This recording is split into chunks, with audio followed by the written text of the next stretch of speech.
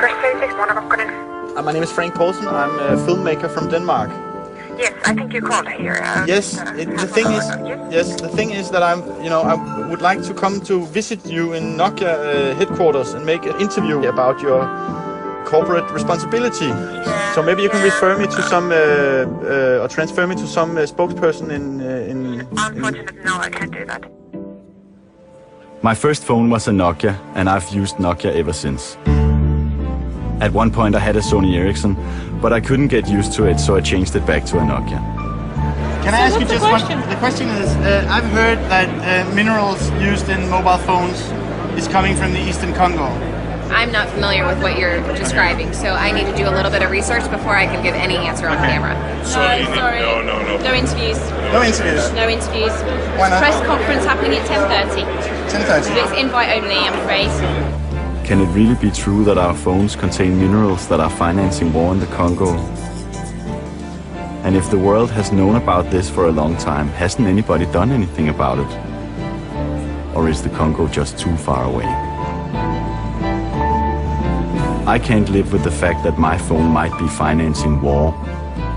I can't just keep on using my phone to send loving SMSs to my wife or talk to my daughters if it has cost life in the Congo. If there's blood in my mobile.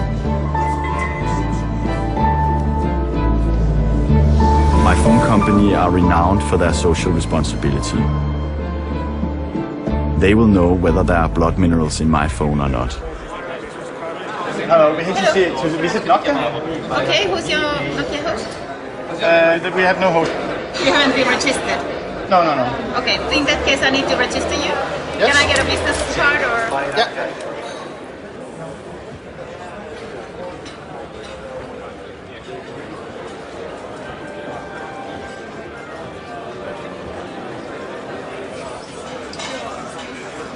Discuss that with our comms person because they know better. What topic are you interested in? I'm interested in this because I heard that minerals used in mobile phones is coming from the Eastern Congo and has been financing the war there. Okay. And that this is a big problem for the mobile industry as such.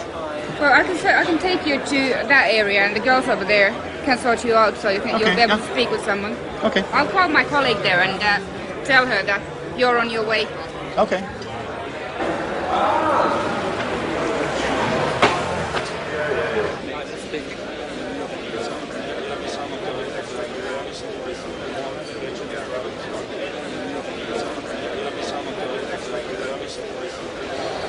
Sorry, we don't have anybody who can give comment on that here available today. Okay. But I'm happy to take your contact details and we'll make sure that we'll get back to you on a time that you're interested in. Sorry if I...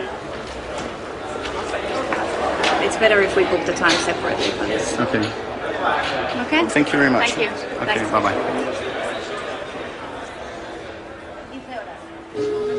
Yes, hello, my name is Frank Poulsen. I would like to speak to somebody from communications. Hold on, please. So, there's no one who can help you at the moment. Okay, but who is it that I should speak to? I'm actually at the moment in a meeting. I don't have any contact person. We have just this one phone number here. I don't know exactly where the best person for you to speak to, where that person would be located. So, it's possible that that person could be located somewhere else, or... I can't take your call right now, but if you please leave a message or in urgent matters, please send SMS. And I'll get back to you as soon as I can. Thank you.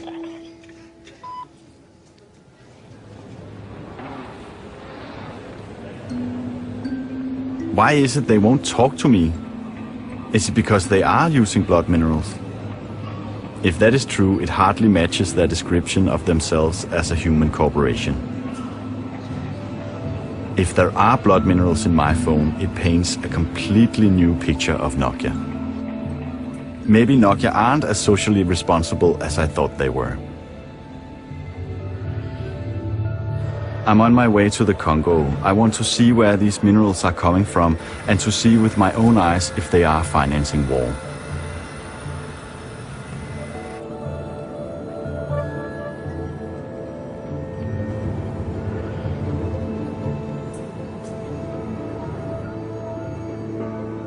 Congo was made a private slave colony 100 years ago by the Belgian King Leopold II. He became one of the richest men in the world by selling rubber from the Congo to Western companies. It was the beginning of the industrialization, and the booming car industry was completely dependent on rubber from the Congo.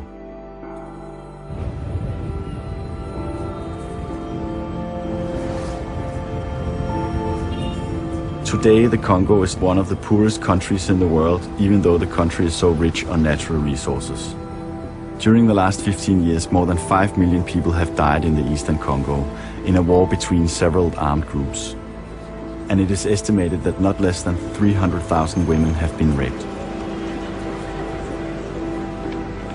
How do I find my way into the mining business in a place like this?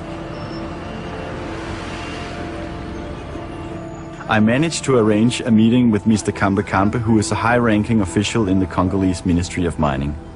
Hopefully he can send me in the right direction. It will be best to have my image tomorrow, not this night. This night I'm not working. No, you're not working. I take my beer. Yes, you're taking beer.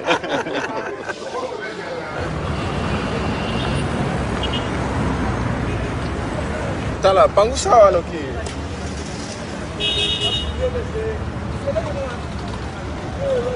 Bonjour, monsieur le chef de département. Oui, oui.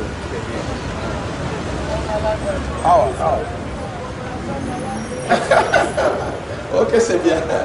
Pascal. Bonjour.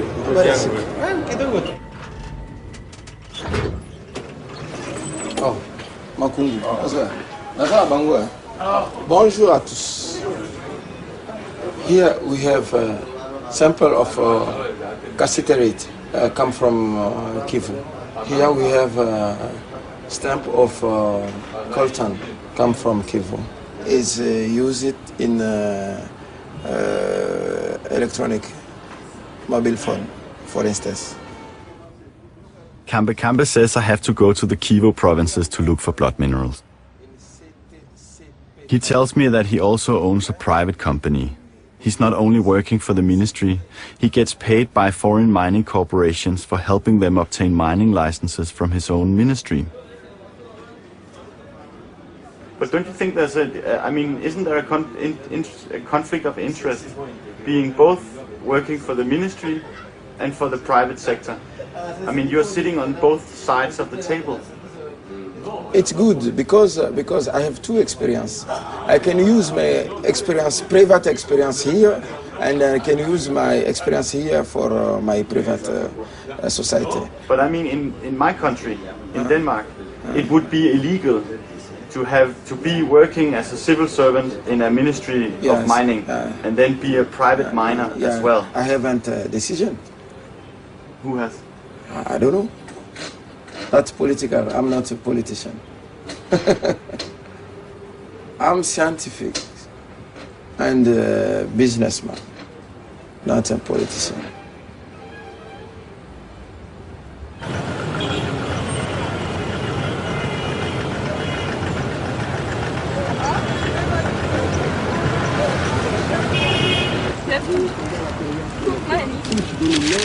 Merci.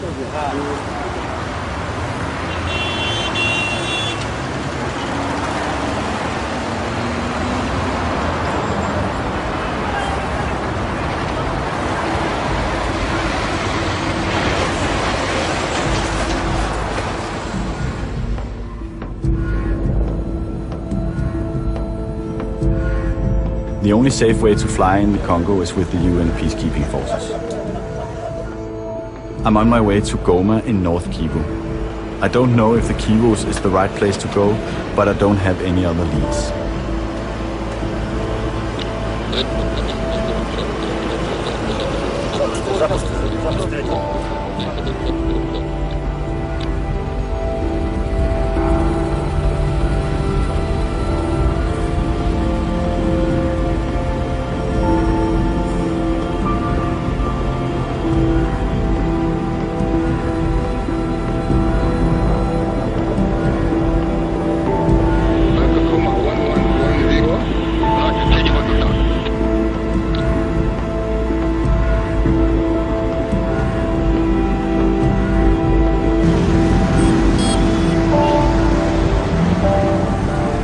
seems like the right place to look for blood minerals.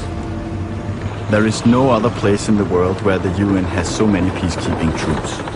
Their mission is to protect the civilians against the violence of the armed groups, but the blue helmets, as they are called, rarely go far from the major towns, and they always stick to the main road.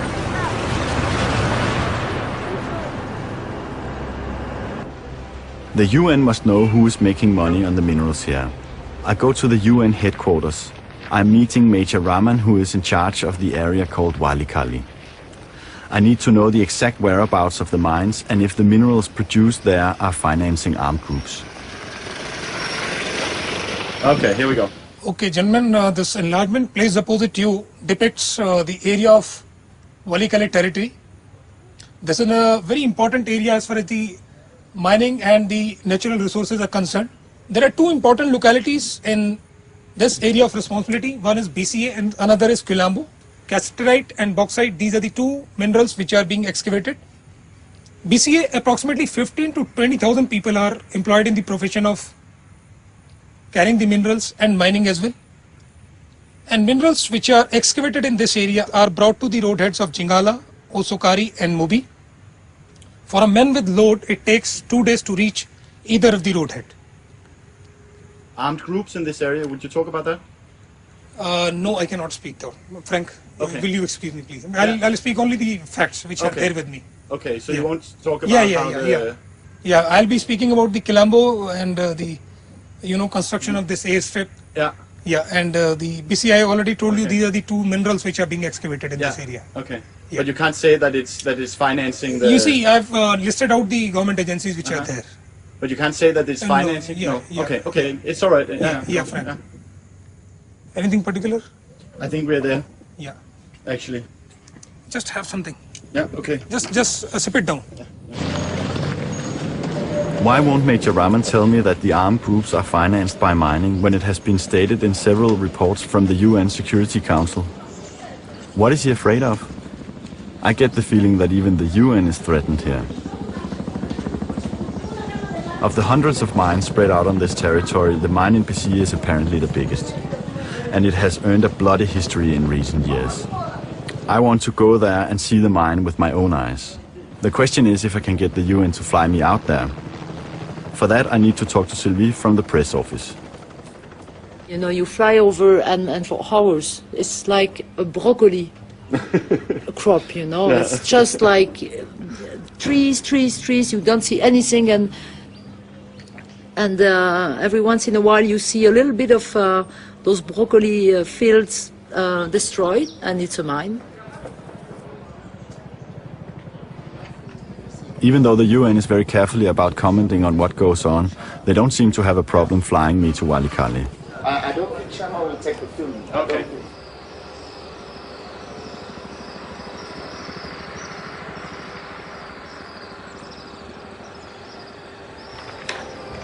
We are going to BCA in Walikali. Yes. Where they kill people. Yeah.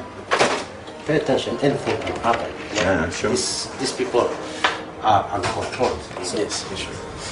So anything can happen, man. And you will be deep in the forest, 90 kilometers in the forest. It's not a joke. So be careful, be careful. Zameto kabi journée oyo na maboko na yo, ete journée oyo kimia ya likolo, ekitila moko na moko na katila bomo na biso.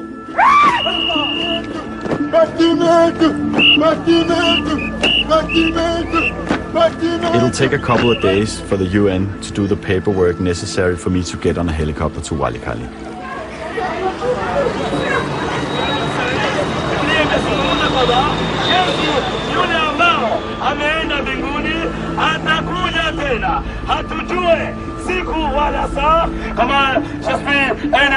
I'm the big evangelist. How do I get the information the UN won't give me?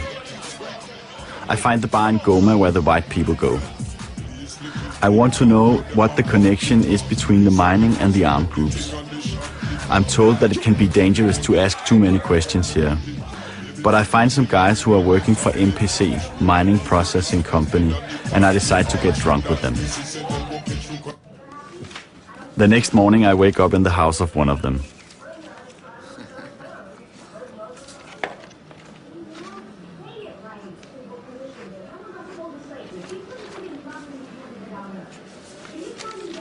Barman doesn't want to be interviewed, but last night he told me that the company he works for actually owns the mining license for the mine in Walikali, where I want to go. He says that none of his colleagues want to be interviewed either. But that afternoon he takes me to their office anyway.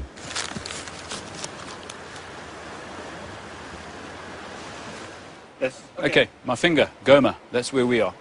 Okay? And the blue patches, they are the original Sakima. In other words, they are what they call exploitation permits of the main tin, tungsten concessions. And these are a spillover from the Belgian colonial days when they were mining.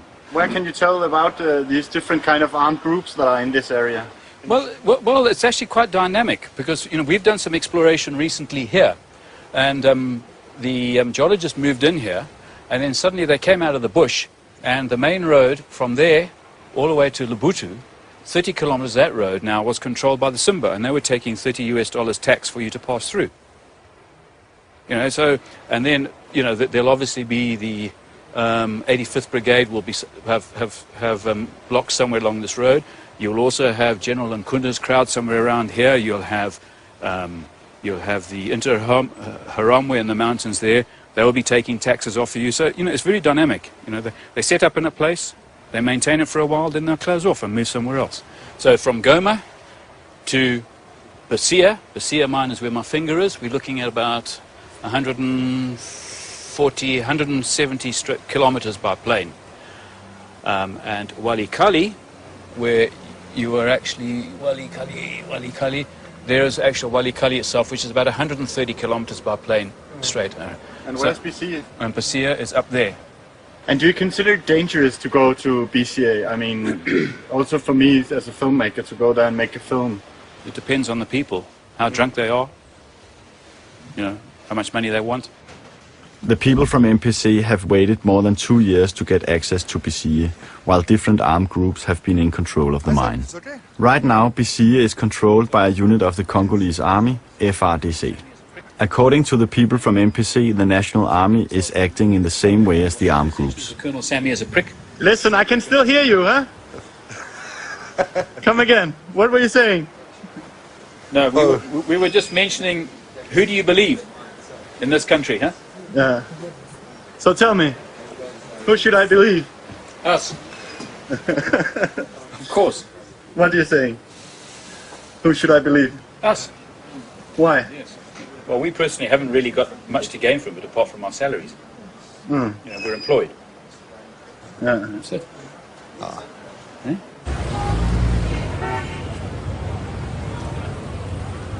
Bernard, whom I met at the UN press office, calls me. A massacre has occurred in the mine in Basia in Walikali. Bernard works for the UN press office, but he's not allowed to give statements on behalf of the UN. We agree that I can come to his house and he will talk to me as a private person. S'il vous plaît, chef. Vous êtes de la presse ou comment? Si, oui. Quelle presse? La presse, c'est dans tous les coins.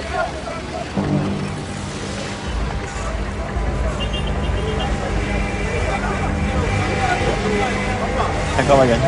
Monsieur, s'il vous plaît, c'est pas bon. Hein? Hey, chauffeur, arrêtez votre moteur. Chauffeur, arrêtez mon moteur, nayo. Chauffeur, arrêtez votre moteur, vous arrêtez de tester. Prends un soda. Arrêtez mon moteur, nayo. Je veux savoir, il y a un moulin là, après ça va. Il y a un bon moto. Hein? Arrêtez mon moteur, nayo. La personne autorisation. Arrêtez mon moteur, nayo, non, chauffeur. Moteur, les gens ont un problème. Est-ce que moteur, c'est un problème?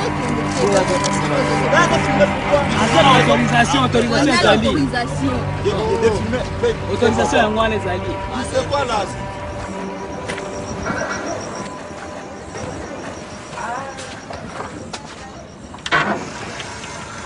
It seems that a group of Mai coming from 40 kilometers away came to loot, the diggers, the people who were digging in the forest. Digging for whom? We don't have any idea. And is it true that it is the Mai, or is it the FDLR who came back to try to take back their, what they consider their goods? The coltán, the cassette rights, everything that they are taking from BCA. From BCA, you know. Who is selling it, you know? It was under control of FDLR. Can you imagine? And then it's the Congolese businessmen. It's the Congolese businessmen who used to come and buy and then bring it to Goma. Goma to Rwanda or Uganda, Uganda to Europe. To do what? Mobile phone computers. So you understand? And after that, from the money, they buy guns. Of course, they buy guns to continue war.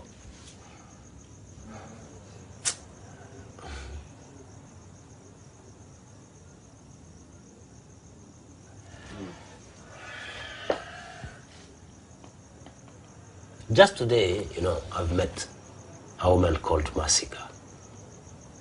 She has been raped 3 times. The first time they killed her husband just in front of her, cutting her in pieces, little piece. And then they asked her to put all the pieces, okay, like this, and to sleep on the pieces. And they raped her on the pieces of her husband. You can't imagine. They asked her if she had eaten chewing gum. She said yes. They took the penis of her husband, you know, the head, and they put it in her mouth, asked her to eat chewing gum. You can't imagine what is going on now.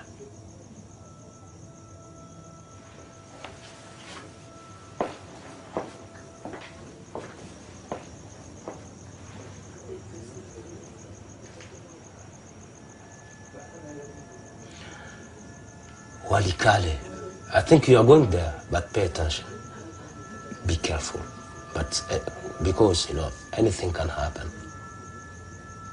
Anything can happen. Because if you discover, for example, something wrong with FRDC, you see, you are in problem. If you find something wrong with FDLR, you are in problem. If you find something wrong with my man, and you film it, and then they see, okay, this can be a danger for us, you are dead. So you are in danger in all the sides. Pay attention.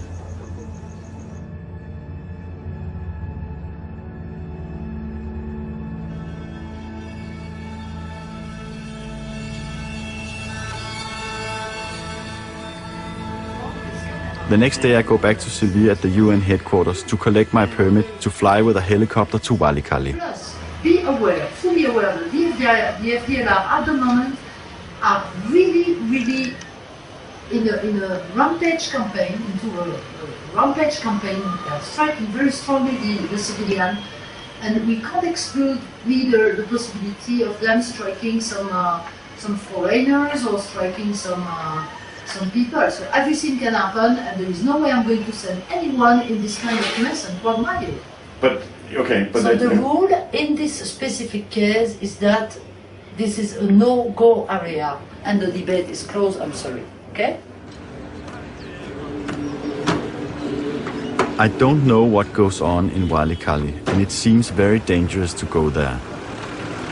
I start to doubt whether this whole project was a good idea. But I don't feel ready to give up just yet. To go to Walikale without the protection of the UN, I need permission from the National Army, FRDC.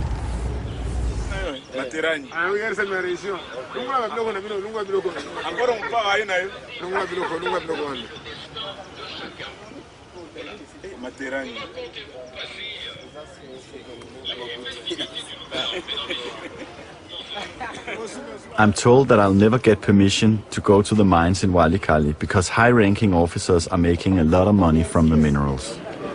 And now, they didn't tell you that you must have something from army. No, that's why we're here. That's why we are here. But even, wait, I can... nani, est-ce que colonel Padiri, asia comme colonel Padiri, okay, no, because there is a commander, Colonel Padiri, who is in charge of operation and intelligence for all region. So it's him who must, I think, that say what we can do.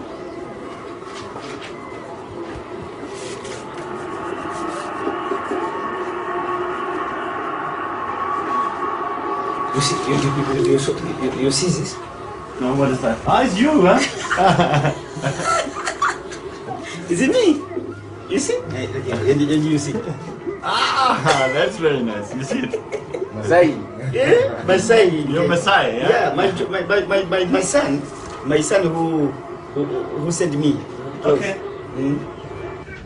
You know, in the war, you have one aim, is to kill. It is very easy to do administration of the war, than to the peace. It's easier when it's war than in peace? Yes. Yes, yes. Why? Because you have to feel soldiers. They don't do anything. They are there only, and they must eat. They must drink. They must wear. To wear. You must give them uniform. But in the war, no. He kills the enemy. He gets uniform. He kills the enemy. He gets boots. He kills the enemy. He have a gun. Have you been in war, like in fighting? Yeah. This is for when I'm going to the war. I can't. I must go with this. You see, because this is my blanket. This is my. If you want the peace, you must prepare the war. That's why I keep this for the rain. This is I got it in Uganda. You know this? I got it from Libya. You know, it's a kind of uniform. Libya. You see, from Bangui. I keep. Wow, you have many, huh? Yeah. It's a good uniform. A nice uniform, you see.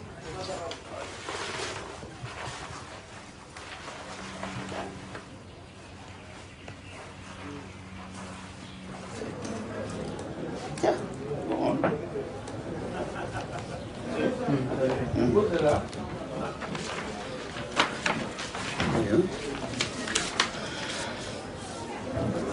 You see my signature? It's beautiful. Yeah. There is a star in it. Yeah. You see the star? Yeah.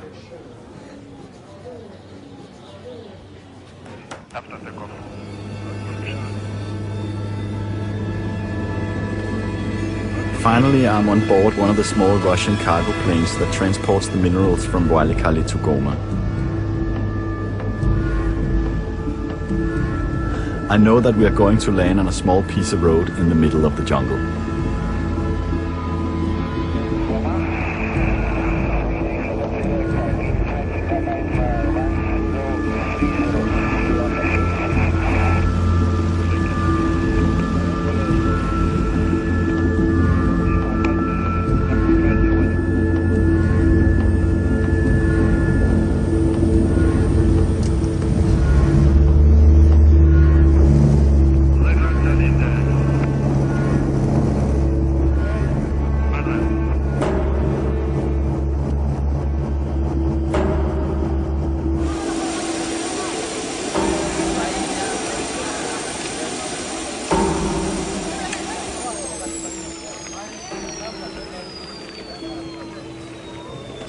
Is it safe to fly this this trip, huh?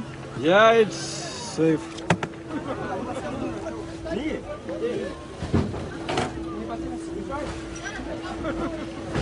Do you know where this is coming from? Oh, this is you're flying with.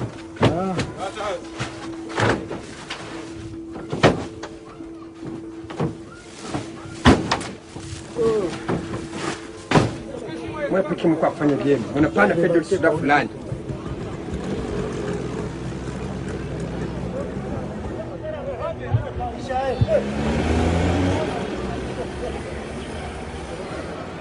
And then I'm stuck again.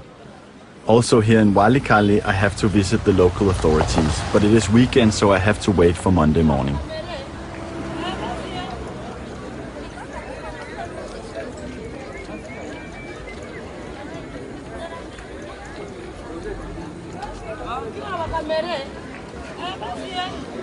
Hanging out in the streets in Walikale, I hear a rumor about a boy who has run away from the mine in Bisiye during the massacre last week. His name is Charles, he's 16 and he has been working in the Bisiye mine for 3 years. Nilienda kule kwanza juu materi nafunguliwa kwa mwingine niko ifale nione kwanza na mimi. Na nilikuwa pendelea nitumike kazi juu na mimi nijenge ta nyumba yangu. Nilianza tumika kwanza. Niliingia mshimo ya kwanza nikaanza tumika. Me kifukutu tu ndio ilikuwa toka mingi. Na nilikuwa sikawie mshimo. Juu siazoea donc nikikawia mfatu desert mimi natoka. Nakia kupumzika kwanza kusikia hewa ya nje. Tena mimi naingia. Na mimi siazoea bado. Nijua nilikuwa siatimiza niliendeaka. Kuona kisi mimi natachelewa masomo juu ya franga. Umenirudi kwa masomo.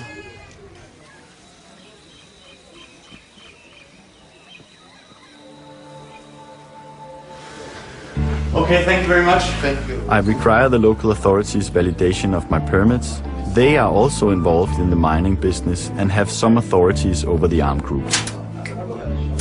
Their stamps serve as a security from some of the armed groups that I might run into on my way.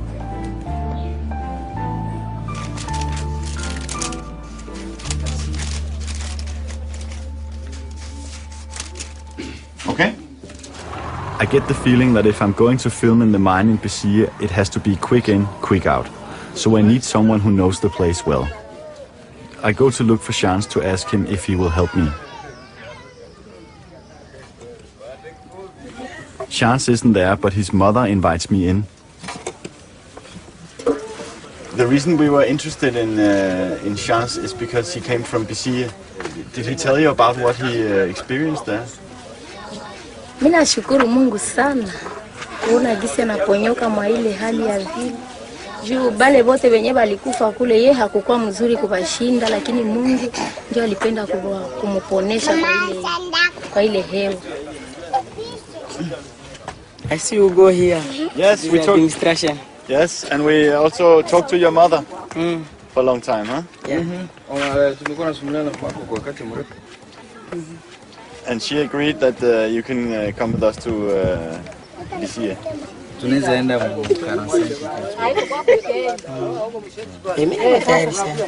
He's ready at any time. Okay.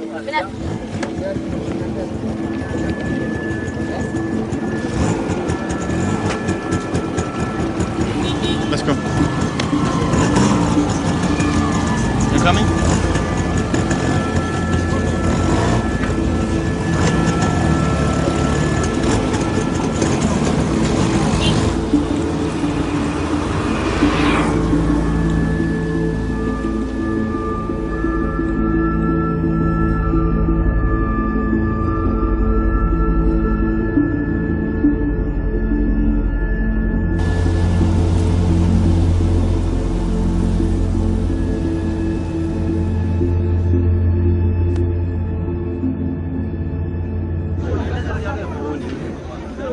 I begin to get a feeling of how big the mine in Bisiye must be.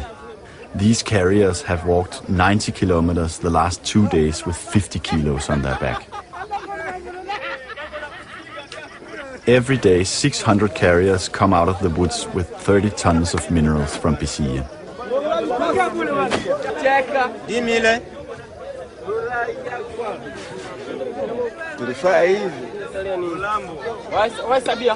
Preza me huyu ndakachiyana nazigera mwezo nka chiranga leferanga unakuwa kae.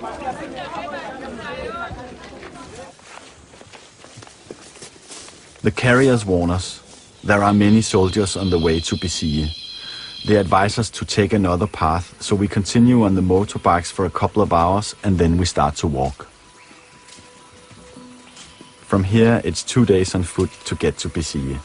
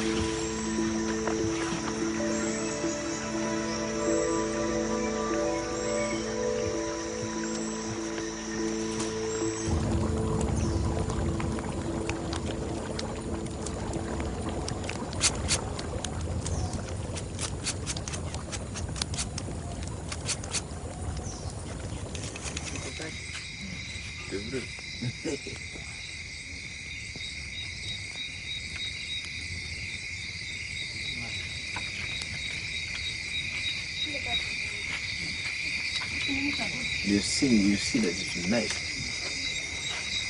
How do you feel it? It's good.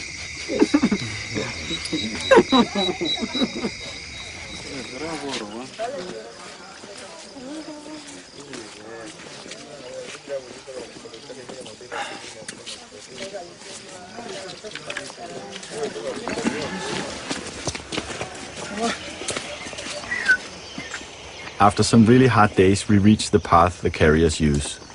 We are right outside the mine now.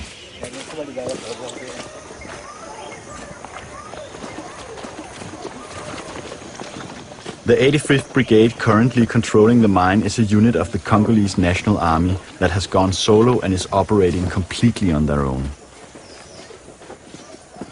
In front of us, the soldiers have a checkpoint which there is no way around. To get to the mine in Bisie, we have to pass it, and we have no idea how the soldiers are going to react.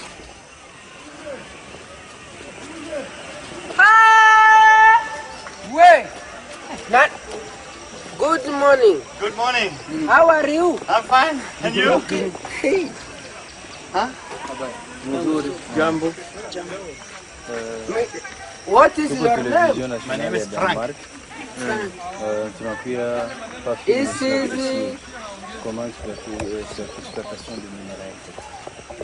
mie mzungu atapita pana kunipatia ministra. Acha zi tuko na toka tu.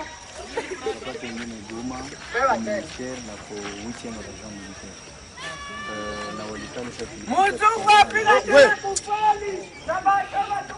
Tukaonana na administrateur territoire, tukaonana na colonel Sani, tukaonana na sasa tukipiga tena Zurui, tukaonana na commandant bataillon. Sasa tuko bangapi? Tuko 4 personnes.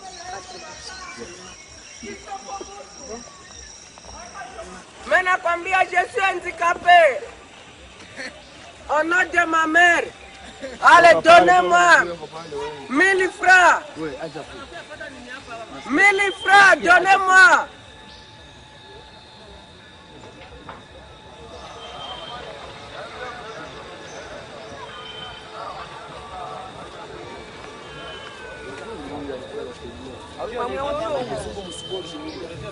Okay, so this is how the armed groups are making money on the mining.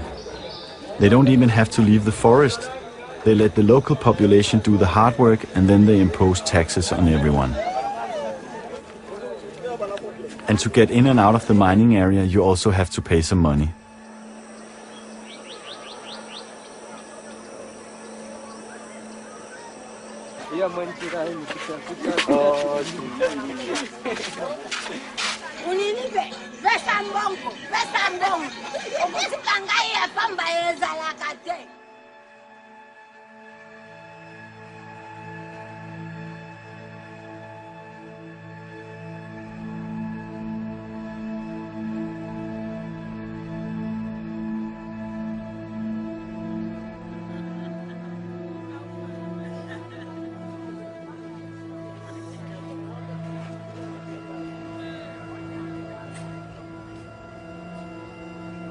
Now I have arrived.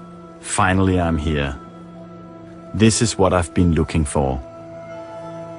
In this place, people die so we can get mobile phones. This mountain is full of improvised mining shafts, and I get a feeling that the whole mountain could collapse at any moment. 5 years ago, this place was only jungle. Today, between 15 to 25,000 people live and work here.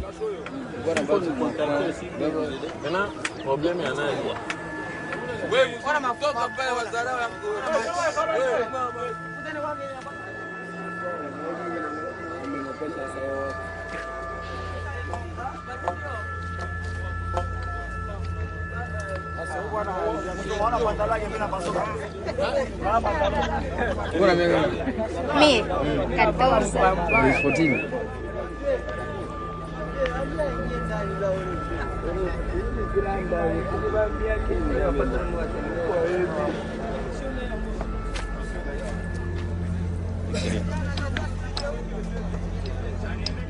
People come from far away with the dream of making money.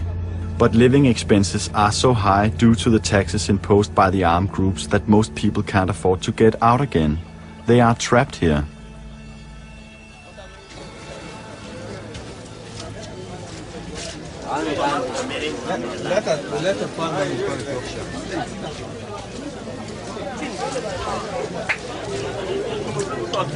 Pardon,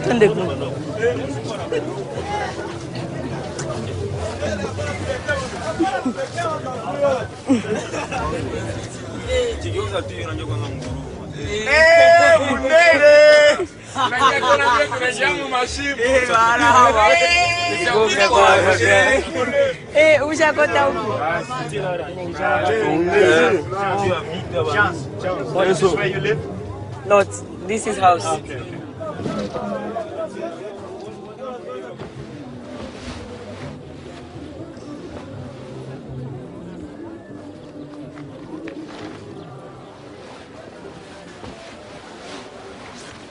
Kula mali yetu. Nangona wasahau. Wa mwizi. Na shuti. Aonesheleze kwamba.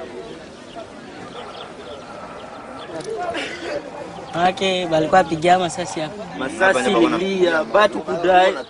Batu kuwa farmasi mule kukufa danze. Mtu wa farmasi pale. Wanamua anakufa, komanda la polisi anakufa. Komanda la polisi anadai pale. Na kwenye walipiga ile bombe ni wapi? Balipiga tu kile kipare hapa.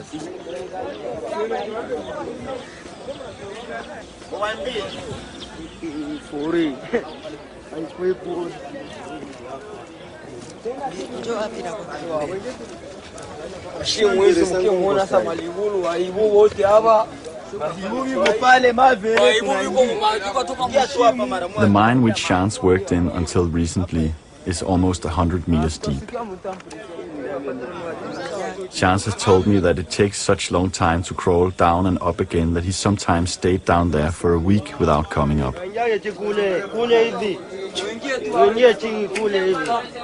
Every month people die here when one of these holes collapses.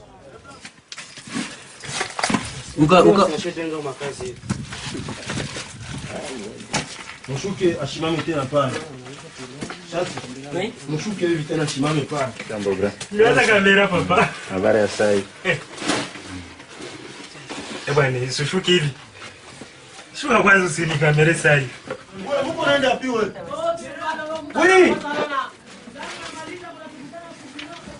Okay. Makamba ko kabia zate mkamita. Wento bosaka ba biloko ya tengani ka ba biloko ya nati. Yo ya n'est pas dit qu'on filmer. Aujourd'hui ka désordre ya pam. Ibrahim. Na boy ba biloko no bikela ko pa ko kata ko. Ko bonga na tindo filmer ngai. Na tindo filmer ngai pour la nini? O filmer ngai pour la nini? O filmer ngai pour la nini? Ngala biso filmer ngai. Kaba na bikela ko bonga. Na ko bonga. Na biso filmer ngai. Na biso filmer ngai. Ngala biso filmer ngai. Ba biloko esanga tina bo. Sasa bulonga ni mna biso filmer ngai. No mwambie kwa bei ya tomboka. Baba ya biloko bongo te. Mufilmer hata yeye. Fatana mkubwa. Mama. Abuzungu ya. Go. Unaenda Bulaya. Ibu tuele wala. Bali patia makrane yake kwa pale bana. Leta ya kuza. Se comprendre ici dans la mangue qui vient. Moya tia. Wanatia nini? Wale wanapatia pinisha kutembea na mimi. Walipo ni franga nyingi huko kutembea na hivi.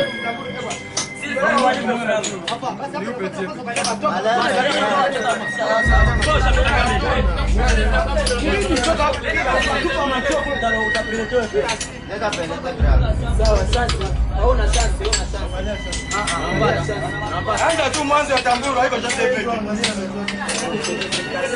Ile ya chini ni kasi.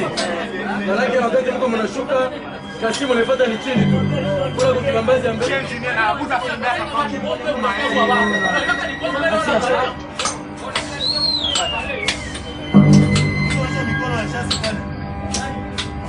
Unajua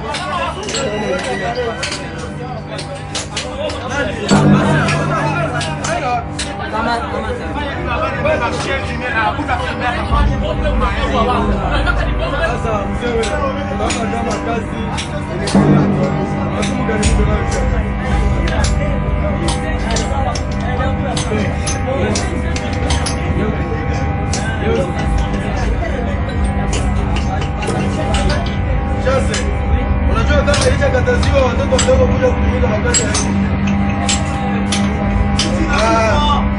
inakataziwa sana. Ile ndio kasi. Boxing. Ile ndio kasi. Sasa chimba kasi.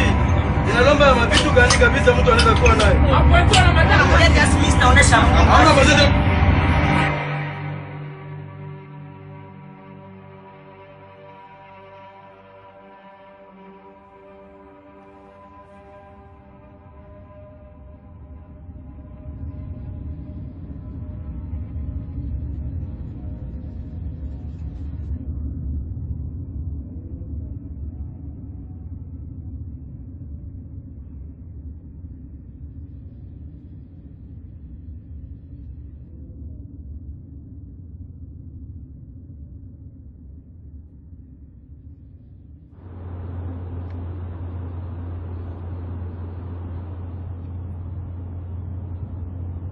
Is this really so different from what happened during the reign of King Leopold? Isn't this almost the same as slavery? I have just been in one mine, and there are hundreds of these mines spread out all over the eastern Congo. Bisille alone is estimated to produce minerals worth $70 million a year. 100 years ago, Nokia was a rubber boot factory, getting their rubber from King Leopold's slave colony. Today, Nokia is one of the biggest corporations in the world. Every third phone on the planet is a Nokia. Nokia are market leaders in social responsibility. If they are using the blood minerals, the whole business is likely to do it. Dear Nokia, tell me that you have learned from your mistakes in the past. Promise me that you're not involved in this. Hello. I'm here to see Arya Ruminen. Okay, could you please sign in? Yes.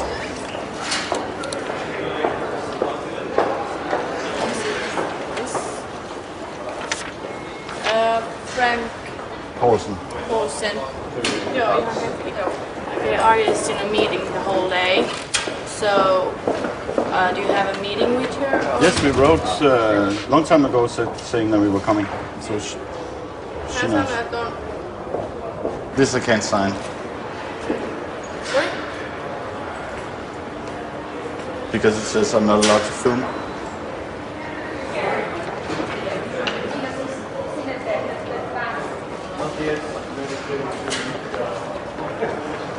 You also work in communication, yes, so yes. Okay. Yeah. And you surely must have heard about the situation in Congo. I'm concentrating on the Finnish medium. But maybe you can go and find somebody we can talk to. Do my best, and I will come back. All right. Okay, thank you very much. You didn't sign it. NDA. Yeah, I have it here because I can't sign this. I signed it, but it's just that Yes, but it is. No, this is mine. Huh? No, it is. You can't take my signature without me. Okay, you can put it. Okay, but I show you.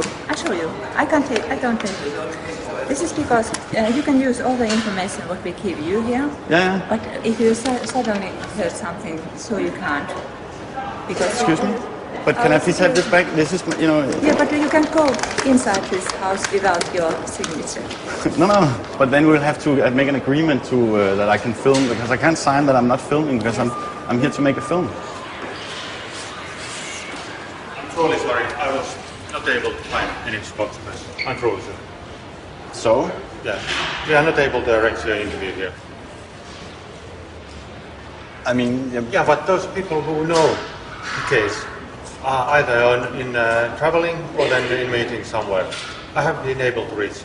I feel a little bit frustrated. Yeah, I came all this way, and I've been point. trying for a year. I have to make this film, and I really need a response from Nokia because you are my phone company.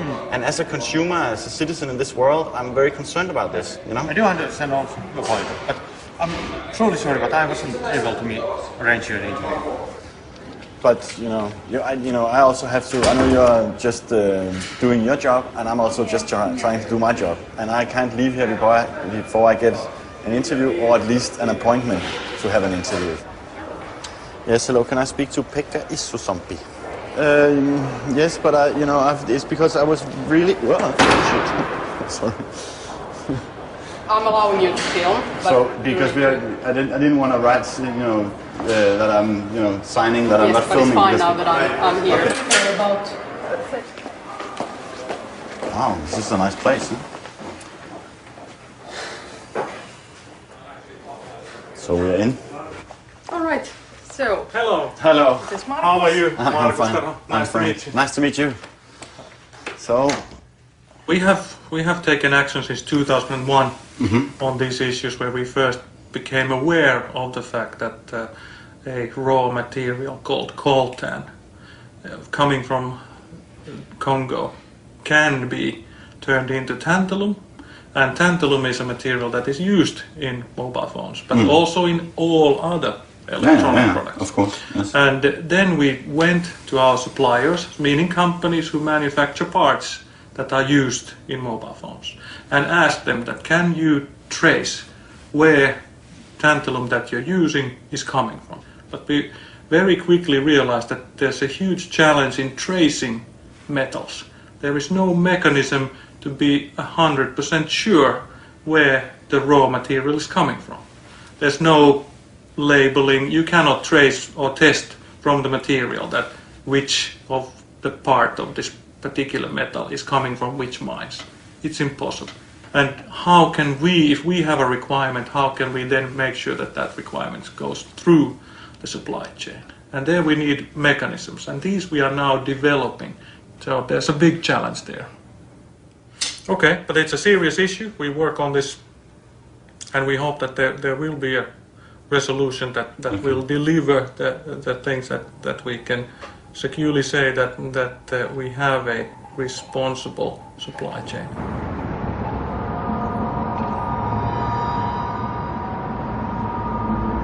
Nokia has known about blood minerals for 10 years. They launch a new phone every third month, and they sell them all over the world, also in Congo. And then they tell me they don't know where the minerals come from. They say that it's not possible to trace the minerals in my phone. But it's possible to trace all kinds of things. You can, for example, trace a human being from a single hair or a drop of spit. Ja, Stilleweg 2 in Hannover, ja? Yes. Bitte schön. Thank you very much. I go to Hanover in Germany to visit the Federal Institute of Natural Resources and Geological Science.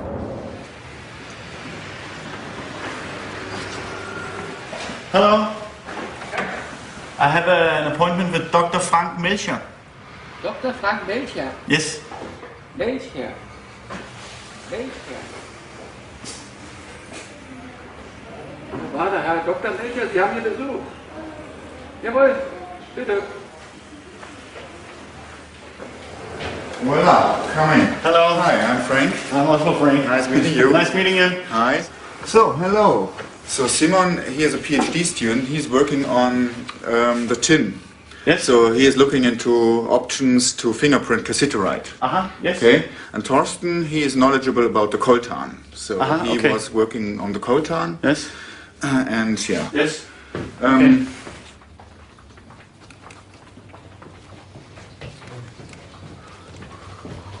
We will drill a small hole into that sample using a laser. So we would scan over such a sample for about 2-3 hours, and we will analyze the volume for its composition.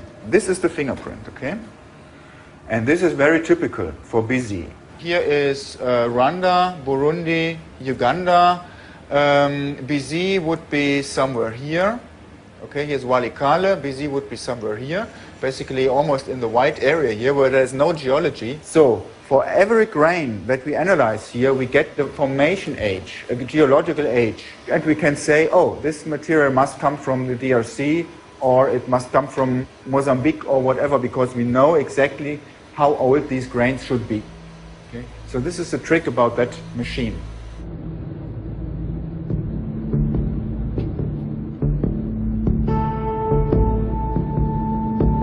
So it is technically possible to trace the raw minerals. That means you have to trace them before they are smelted into metals. The smelting typically takes place in Malaysia, where Nokia's suppliers buy the metals to make the components Nokia needs. The German method makes it possible to certify the minerals in the same way as it has been done with diamonds. Hi. Global Witness, is it here? Sixth floor. Okay. Could this be a solution for Nokia and the rest of the industry? Before I go back to Nokia, I go to see Annie from Global Witness, an organization working to break the link between natural resources and armed conflict. What do you think about this fingerprinting method? It's an interesting idea, but it's an extremely long-term proposition. It takes years to put together some kind of intergovernmental certification scheme. You know, our sense is that these ideas are worth pursuing, but not to the detriment of immediate answers, immediate action. I mean, the situation in Eastern Congo is urgent. It has been urgent for many, many years now. So we need both. We need short-term, immediate solutions that can change the situation on the ground, and we need medium to long-term solutions. On this page of their website, Nokia has, again, said a number of positive things. They talk about reviewing standards, they talk about being involved in the work of industry bodies.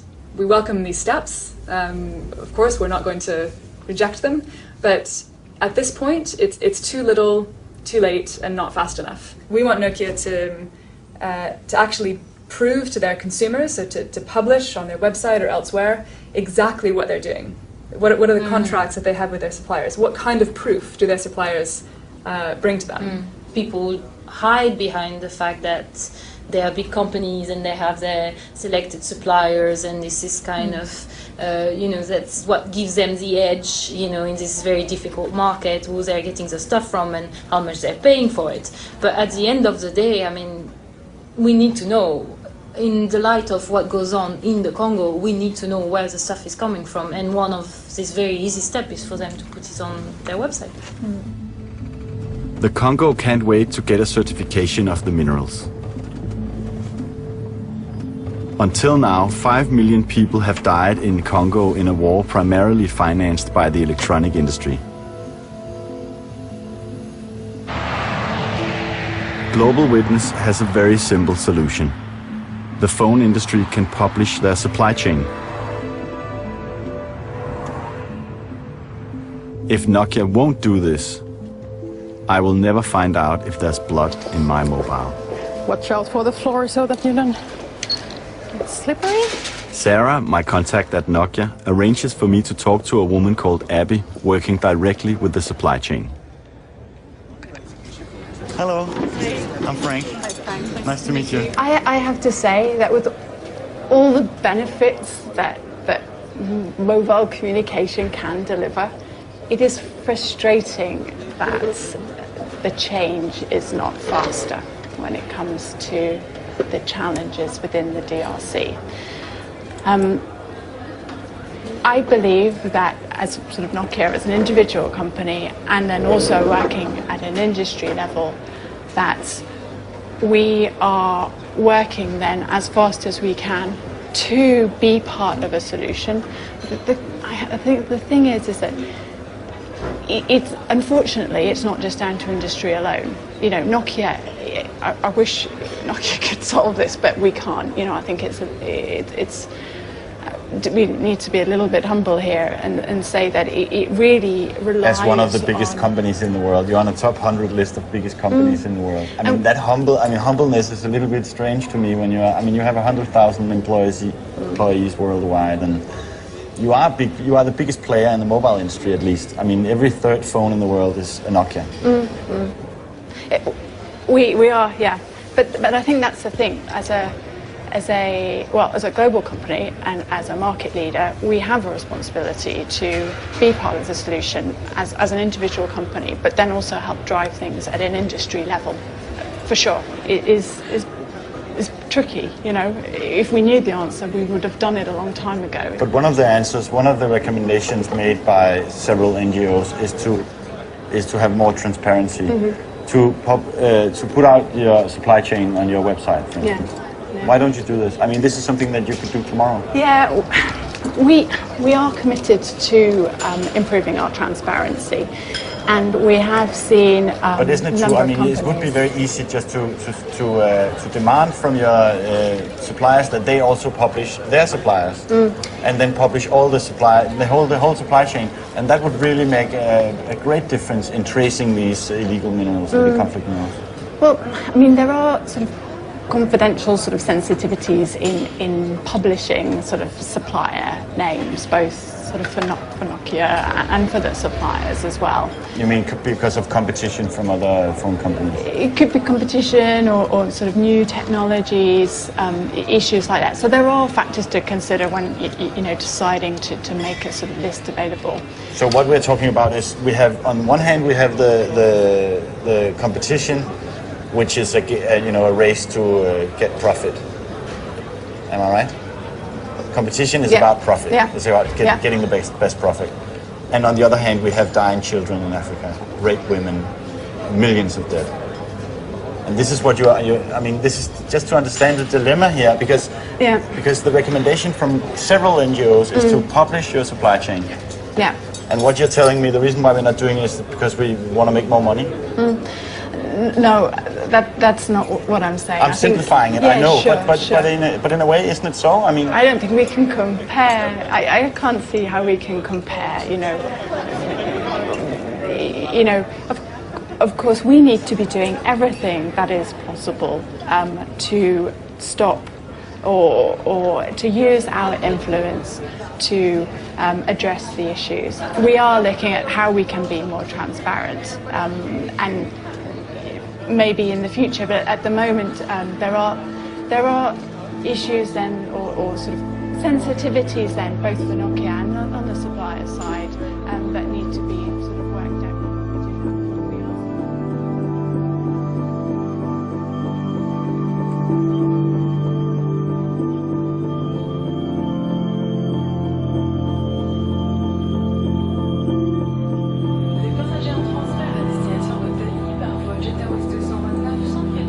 I feel like throwing out my phone,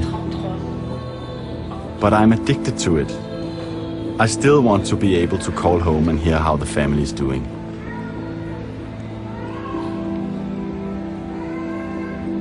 Apparently there isn't a single phone on the market which is guaranteed conflict mineral free. I want Nokia to take responsibility for the minerals they use. I go to the US.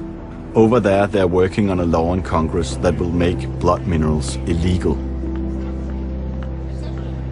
First, I visit a group of campaigners called Raise Hope for Congo. They are some of the architects behind the bill. They are experienced in pressuring big corporations and they seem very serious. Yeah, welcome, and I'll give you a little tour and introduce you to people. Yes. This is Chloe. Chloe is our office manager. Hello. So, this is where our interns sit. So there's one of our lovely interns now. So this is Laura. Laura, this is Frank and Lars. Hey. Everybody's wearing the same t-shirt. We always do, actually. Yeah. Uniform. Yeah, these are their campaign t-shirts. David Sullivan here is our in-house conflict minerals expert. Hello. Why would they hesitate, do anything about this? Well, I mean, it costs them money. Audits cost some money.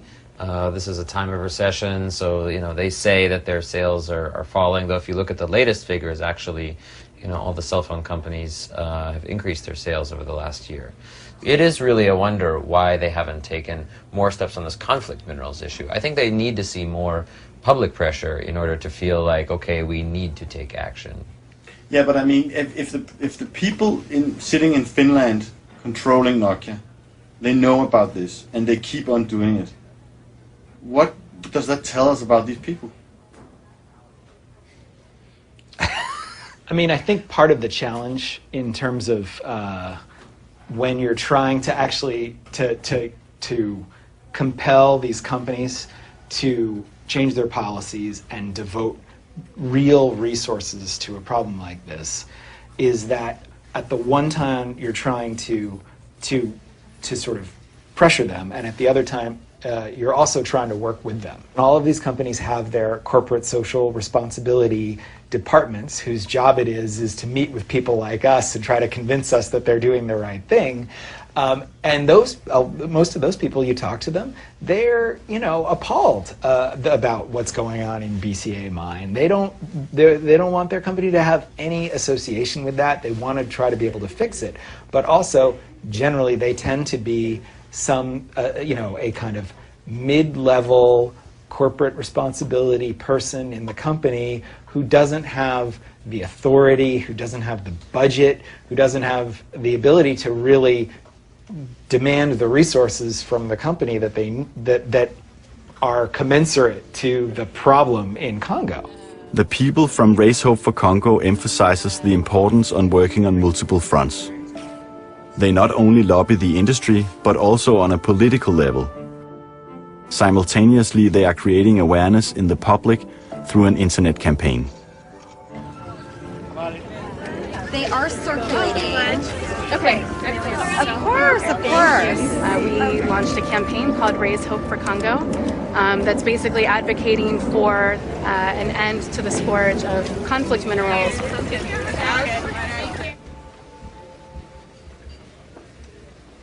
One of the founders of the campaign, John Prendergast, organizes celebrity activism and travels the country giving speeches on the situation in Congo and the connection to our phones.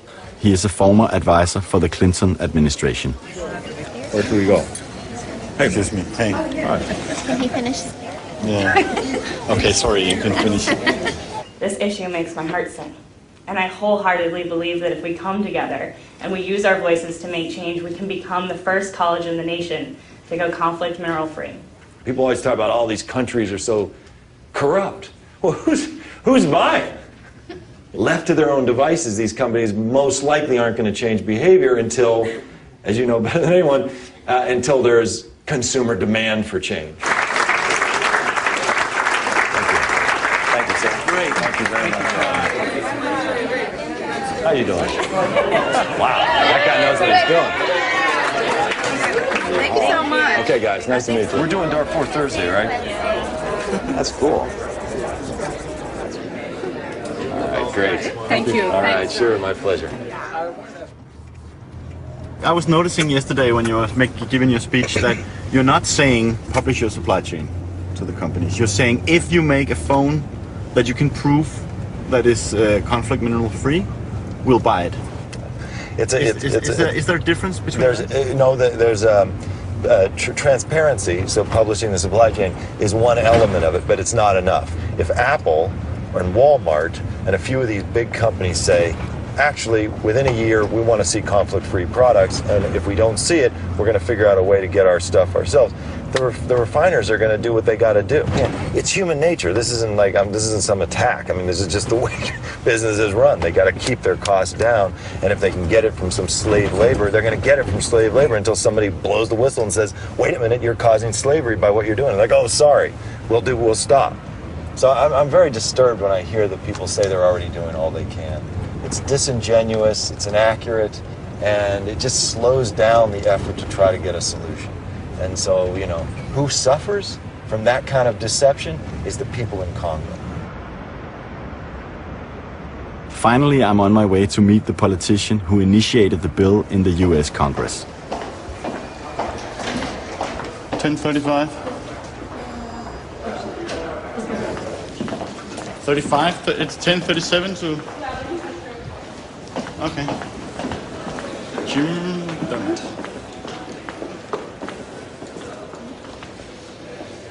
We head to see McDermott? All right, let me go grab him.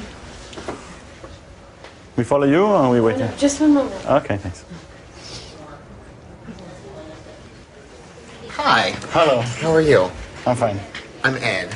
I'm Frank. It's good to meet you. Nice to So we're finishing up a meeting. Have you Yes. right in?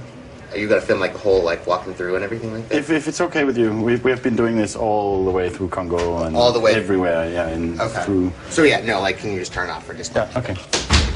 All right. Are you ready? I'm ready. Why don't I put my coat on, huh? Okay. So what he was just explaining is he's traveled, you've gone to Congo, and this would be sort of like All right, you've seen all these atrocities. Here's what you are sort of offering the solution. This is what you're supposed to be the happy ending-ish. Happy-ish ending. Something like that. All right.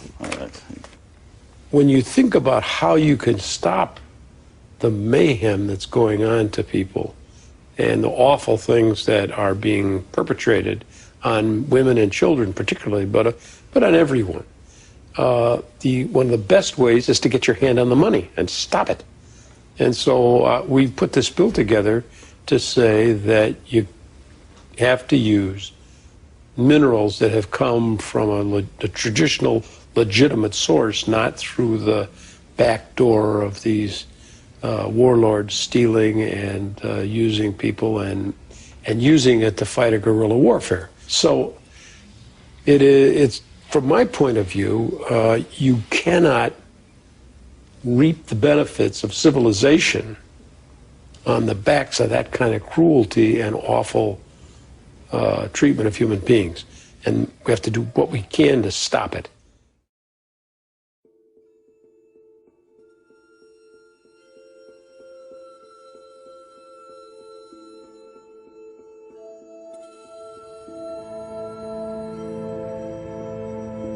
I believed that we had some values in our part of the world.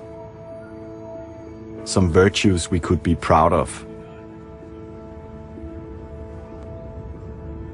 The mobile industry is still growing explosively. Today, half the world's population has a mobile phone. I have most likely been paying for war ever since I bought my first mobile phone 15 years ago. In the same period, Nokia has grown into one of the biggest corporations in the world. I want to talk to the CEO of Nokia. Nokia are no worse than their competitors, but I want my company to do more to ensure that the madness in Congo doesn't continue. Hello again. Yes, we have an appointment with Sarah Tavaninin. Yes. Yes.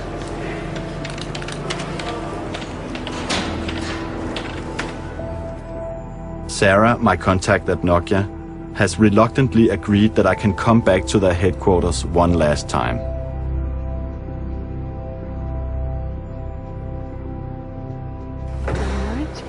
The CEO won't talk to me. I get half an hour to interview the director of Nokia's Department for Social Responsibility. Hey, Pekka. Hello. Let me introduce you to Frank. Frank, nice to meet you. So what I'm here for is because I realize that, of course, people here in Nokia, they don't have small horns in their forehead, and they are not like evil people thinking that it's good that children are suffering in Congo. But either way, this problem has been known for 10 years now, something like that, also here in Nokia. What have Nokia done since 2001? We've been working with the industry association called JESI, which is a consortium of electronics manufacturers, and we've commissioned a study, and we've been working with some of the NGOs, and we've been in discussion with the supplier associations of these metals, and the way what we try to achieve in the first place is to scope the problem in its entirety. So it's not just claims, but rather a comprehensive understanding of the flows of materials throughout the value chain. I mean, you are sitting here talking about first step, and it's 10 years ago you realized this, and you're still talking about first step. Well, what I'm saying is the first step here is about the international community to actually doing something. It's not sufficient for us to do anything on our own. It's our sort of influence and the power in this situation is very much limited to our fraction of purchase of these materials. So what do you think I should? I mean, I've been following these teenage boys in Walikale. What should I? Because I've been telling them that I'm coming here to film you guys and the way that you're suffering, and then I will go to Nokia and talk to them about, because they are the ones making a profit from your work, and now I'm here in Nokia, and what can I tell these boys? I mean, what do you think? What is if we look at the near future?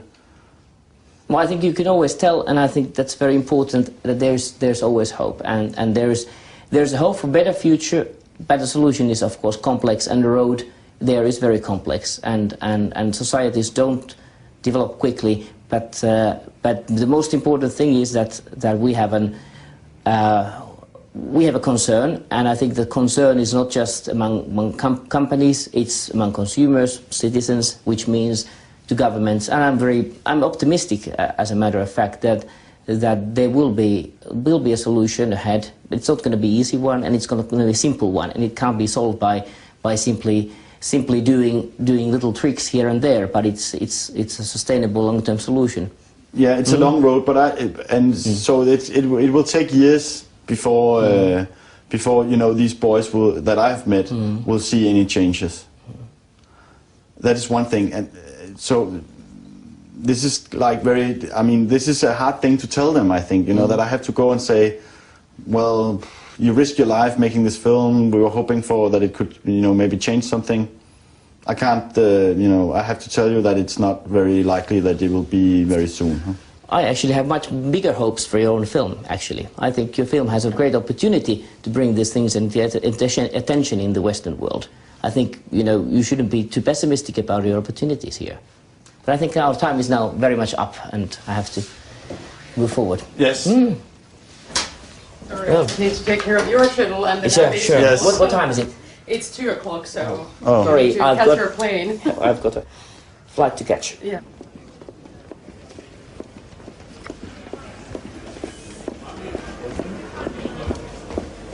Since I've been working with this for so long, and this is my one chance of talking to you guys, because you have some very harsh critics out there in the NGO world, and they say that nothing is really happening in this area, that there's a lot of rhetoric, there's a lot of words, but not very much action.